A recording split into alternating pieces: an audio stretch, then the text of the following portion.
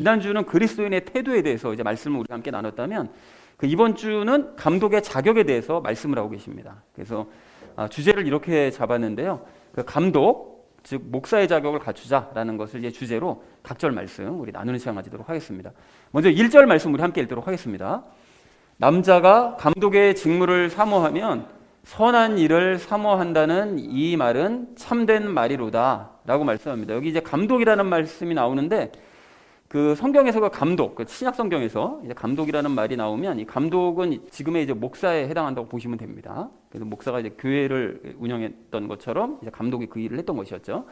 그리고 감독의 직무를 사모하면 선한 일을 사모한다는 이 얘기는 감독이 되기를 원하는 사람은 저절로 선한 일을 좋아하게 된다라는 뜻이 아닙니다. 여러분 이 말씀을 자세하게 묵상을 해보시면 감독이 되기를 피상적으로 볼 땐 그렇지만 감독이 되기 원하는 사람은 보통 선한 일을 좋아하고 열심을 낸다는 거예요. 그리고 그런 사람들이 더더욱 그 일에 더 열심을 내게 된다라는 이제 그런 의미라는 것을 확인할 수가 있습니다. 자, 그래서 1절 말씀을 이렇게 정리할 수 있겠는데요. 감독의 직무를 맡기 원하는 사람은 보통 이제 선한 일 행하기를 좋아한다라는 이 말은 참된 말이다. 틀림이 없다라는 것을 1절에서 선포하고 있습니다. 그럼 그 선한 일은 도대체 무엇이냐?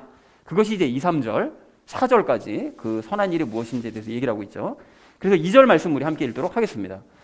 그러므로 감독은 반드시 책망받을 것이 없으며 한 아내의 남편이며 깨어 있으며 맑은 정신을 가지고 있으며 행실이 바르며 손님 대접하기를 힘쓰며 가르치는 재능이 있으며 라고 말씀합니다. 굉장히 조건이 많은데요. 다른 것들보다 여기 한 아내의 남편이라는 것은 성적으로 문란하지 않은 사람, 그러니까 오직 한 아내만 이제 취하는 사람을 이야기하고 있고요. 그리고 맑은 정신을 가지고 있다는 건 지난 시간에도 얘기했었죠. 거짓 여성 대언자들이 맑은 정신을 가지고 있지 않았다라는 얘기를 했었었는데 진중한 거, 그러니까 술에 취하지 않은 그런 상태, 감독은 이런 자격을 가지고 있어야 된다는 것이죠. 그리고 손님 대접하기를 힘쓰라고 얘기하는데 여기서 굳이 손님이 갑자기 왜 튀어나오는가 하면 당시에는 순회 전도자라고 각 교회를 이제 돌아다니면서 복음을 전했던 그런 사람들이 있었습니다. 그래서 그런 사람들이 오게 되면 순회 전도자들을 대접하는 것을 기뻐하고 잘 대접해주는 그런 것을 이야기하고 있습니다. 그리고 가르치는 재능도 있어야 된다고 얘기하시죠. 그래서 감독은 가르치는 재능도 있어야 된다라고 이제 얘기를 하고 있습니다. 자, 그래서 2절을 이렇게 정리해 볼 수가 있겠는데요. 감독은 반드시 책망받을 것이 없고 한 아내의 남편이며 깨어있고 진중하며 행실이 바르고 순회 전도자를 잘 대접하고 가르치는 재능이 있어야 된다라는 것이 이제 2절의 의미가 되겠습니다. 자, 이어진 3절 말씀 우리 함께 읽도록 하겠습니다. 자기를 술에 내주지 아니하며 구타하지 아니하며 더러운 이익을 탐내지 아니하며 오직 인내하며 말다툼하지 아니하며 탐욕을 부리지 아니하며 라고 말씀하고 있습니다. 술에 내주지 아니하며 라고 얘기하는데 그건 당연히 이제 술을 즐기거나 취하지 않는 상태를 얘기하는 거죠. 감독이라는 사람이 막 술 이렇게 올라와가지고 말씀 전하고 이러면 좀 은혜가 안 되겠죠. 아무래도 그러니까 그렇게 되면 안 된다라고 얘기하고 있고요. 구타하지 않는다는 것은 폭력을 사용하지 않는다는 그런 얘기가 되겠습니다. 그리고 더러운 이익을 탐내지 않는다는 건 당연히 불이한 어떤 이익들, 그게 당연히 사회적으로도 그게 잘못된 건데 그거를 탐하거나 재물을 탐하거나 이래서는 안 된다 감독은 이라고 이제 얘기를 하고 있습니다. 그런데 여기 보면 이 하반절 말씀에 인내한다는 얘기가 나오거든요. 이게 갑자기 인내하는 얘기가 갑자기 왜 나왔냐라고 생각할 수 있는데 무엇에 대한 인내냐라고 생각하실 수 있는데 이것이 바로 앞절에 있는 그 말씀을 인내하는 것을 이야기합니다. 뭔 소린가 하면 술에 취하거나 폭력을 사용하거나 이익을 탐하려는 그 유혹들을 인내한다는 거예요. 그러니까 감독이라는 사람이라고 해서 그냥 예수님처럼 완전히 그냥 거의 초인처럼 그냥 이런 것들에 세상 것들에 아무런 관심도 그냥 초월해서 사는 이런 상태가 아니라 사실은 옛 모습이 있는 거죠. 그래서 때로는 술에 취해버리고 싶기도 하고 폭력을 사용하고 싶은 그런 마음이 들 때도 있고 어떤 이익을 탐하려는 그런 마음이 들 때도 있지만 그 모든 것들을 그런 유혹들을 인내한다는 거예요. 예수님의 능력으로. 그래서 인내해야 된다라고 얘기를 하고 있습니다. 그리고 말다툼하지 아니한다는 말씀은 사소한 일로 이제 말다툼을 하지 않는다는 이제 그런 의미가 되겠죠.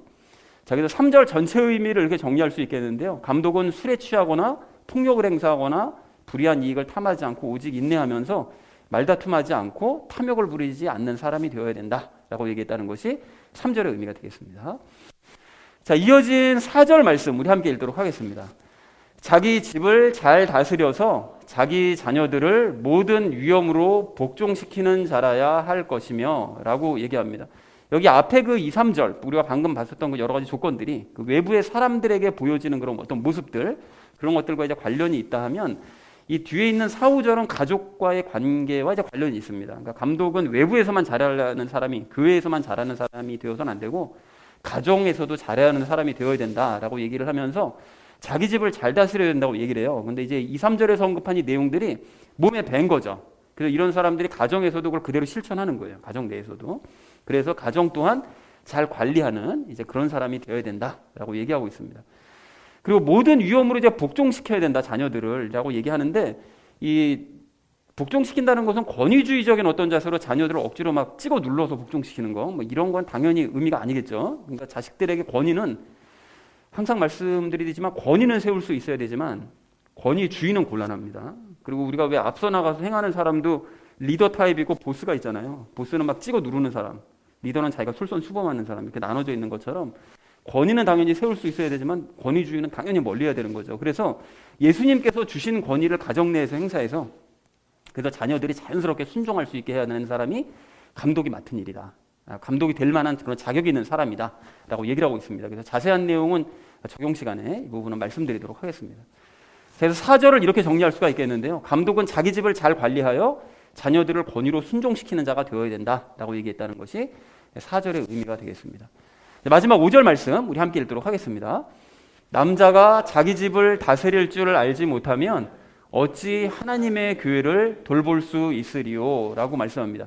다스린다라는 것이 이제 앞에 4절에서도 나왔었는데 그 다스린다는 것은 어떤 그 약간 그 뉘앙스가 약간 좀 그 느낌이 이렇게 뭔가 이렇게 막 강압적으로 뭔가 이런 느낌이 좀 드는데 사실은 그런 의미가 아니라 그 유지 관리하는 것을 뜻하는 것이죠. 자, 그래서 하나님의 교회를 돌볼 수 없다라고 얘기하는 것은 가정을 관리하지 못하는 사람이라면 제대로 관리하지 못한다면 하나님의 교회도 당연히 관리를 하지 못할 것이다. 왜냐하면 교회는 또 하나의 가정이라고 그랬었잖아요. 가장 큰 규모의 가정이 교회라고 얘기를 했기 때문에 가정 관리를 못하는 사람은 교회도 당연히 관리하지 못할 것이기 때문에 그런 사람은 감독으로서의 자격이 없을 것이다 라고 얘기했다는 것이 마지막 5절의 의미가 되겠습니다.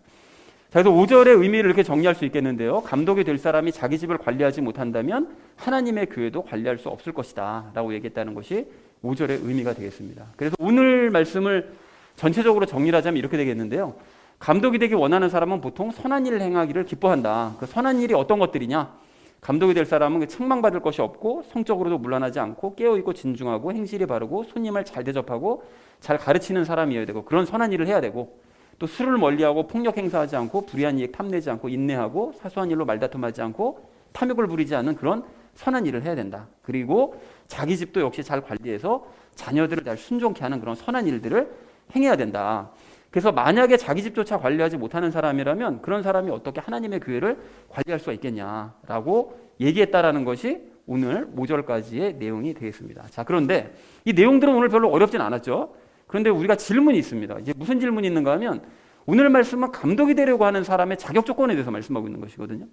그런데 일반 성도님들은 해당 사항이 없을 수도 있잖아요. 내가 감독이 되거나 목사가 될 게 아닌데 그럼 이거는 그런 사람들에게 해당 사항이지 나에게는 없는 거 아닌가라고 생각하실 수 있는데 여러분 그렇지 않습니다. 목사와 성도는 맡은 일이 다를 뿐인 것이지 하나님의 자녀로는 본질에서는 서로 같은 거예요. 그래서 제가 항상 말씀드리잖아요. 목사와 성도님들은 같다라고 계속 그런 걸 강조를 하잖아요. 근데 이게 틀린 말이 아니거든요. 서로 같기 때문에 목사의 직무를 우리가 사모하지 않는 내가 목사가 되겠다라고 그런 생각을 하지 않더라도 목사와 같은 자격을 갖추고 그게 합당하게 행하는 거는 똑같이 해야 된다는 거예요. 이게 비단 목사들에게만 해당되는 얘기가 아니라 모든 성도들도 같은 수준의 그런 상태가 되어야 같이 우리가 협력해서 이 모든 일들을 교회를 운영해 나가는 것이니까 당연히 필요한 말씀이 되겠습니다. 이 부분에 대해서도 제가 잠시 후에 좀 보강해서 말씀을 드리도록 하겠습니다. 자, 그래서 그런 의미에서 우리가 적용 시간에 이제 세 가지 이야기를 나눌 건데요. 첫 번째는 자기 관리에 대해서 얘기 나누고요. 두 번째는 가정 관리에 대해서 이야기를 나누고 마지막 세 번째는 구체적인 관리 방법에 대해서 말씀을 나누도록 하겠습니다. 그래서 오늘 말씀의 결론이요. 감독의 자격을 갖추자라는 이 제목을 가지고 나머지 이야기는 삶에 적용하면서 함께 말씀 나누도록 하겠습니다.